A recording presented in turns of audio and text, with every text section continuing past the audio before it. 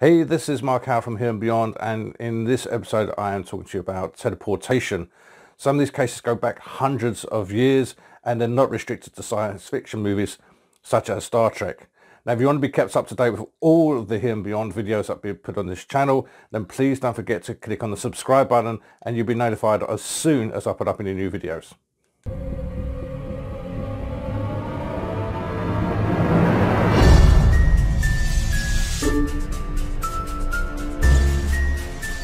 What seems to be confined to books and the movies of sci-fi, the idea that a person can teleport in any direction or location certainly seems more fantasy than reality.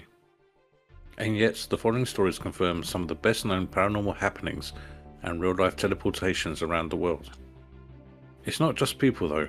Objects themselves seem to have vanished from one location only to appear moments later in a virtually impossible move defined by science to this day.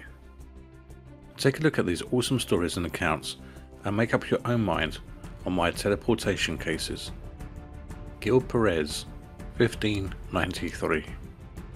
One of the earliest teleportation cases and most amazing stories is that of Gil Perez. Dates back to the 16th century when he was serving as a Spanish soldier and palace guard of the governor's palace in Manila.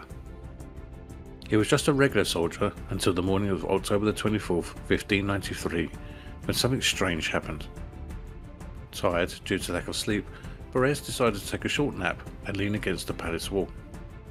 When he opened his eyes, he was stunned to find himself in an unknown location. When it was explained to him that he was in Mexico City, he refused to believe that it was true.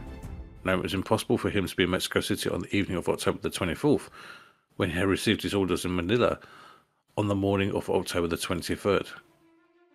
Perez was questioned extensively by the Holy Tribunal of the Inquisition, and he told authorities that he travelled from Manila to Mexico in less time than it takes a cock to crow. He revealed that he knew he was no longer in Manila, and that the night before he had also knew for a fact that the Governor General of the Philippines had been assassinated.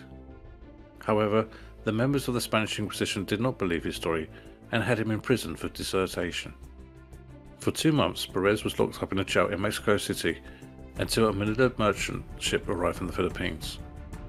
The crew shared the news about the governor's assassination just as Perez had described it a couple of months earlier. Even stranger, one of the passengers on the ship recognized Perez and swore that he had seen the soldier in the Philippines marching at the palace garrison on October the 23rd. And so the Holy Tribunal of the Inquisition in Mexico had no other choice but to accept Perez's story, release him from jail, and send him back to the Philippines. The Vidals, 1968. Another well-known case of the paranormal is the story of Dr. Gerardo Vidal. In May of 1968, renowned attorney Dr. Vidal and his wife, Mrs. Rafael de Vidal, planned to attend a family get-together. They left the gathering a little after midnight. The Vidals were riding along with another couple on the way to the same destination. The couple arrived on time as planned, but the Vidals did not, which raised some concerns. The ensuing search proved fruitless, and friends and family of the Vidals were left to assume the worst. Thankfully, 48 hours later, the relatives received a call from Dr. Vidal from the Argentinian consulate in Mexico City, approximately 6,400 kilometers away. The Vidals were there, and they were safe. According to the Vidals, as they were driving along, a dense fog materialized around the car, and from that point, the couple could not recall anything until they woke up 48 hours later in Mexico City. Rudolf Fentz, 1876. Late into a hot June night in 1950, a very strange looking man of about 30 years old appeared out of nowhere in the midst of the traffic. He looked extremely out of place, wearing quaint, super vintage clothing and sporting mutton chop whiskers. When the man appeared, he was overwhelmed by his surroundings. When he tried to make a run from the cars, he was hit and killed by an oncoming taxi. When the police searched the man, they found on him antique currency, old business cards in the name of Rudolf Fentz, and a letter sent to Fentz marked in 1876. Of course, a thorough investigation followed. Turns out there was a man by the name of Rudolf Fentz who had mysteriously gone missing in 1876, and the address of the man matched the one the police had found on the body. Carlos Mirabelli, 1926.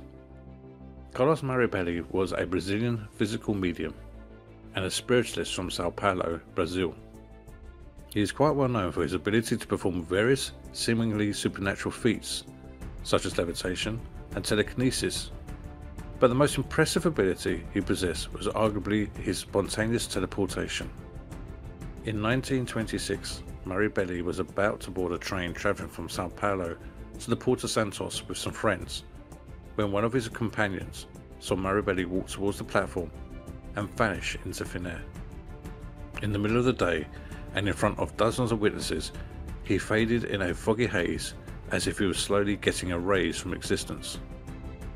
Mirabelli's friends were surprised at his sudden spontaneous vanishing, but things got even stranger when the station master approached them 15 minutes later telling them that they had a call from Mirabelli himself. When his friends spoke to him on the phone, he claimed that he was suddenly in the town of São Vicente, which was 56 miles away from the train's destination. He also claimed that he practically instantaneously transported there, having realised after his supposed materialisation that only 2 minutes had passed from when he disappeared at the train station in São Paulo.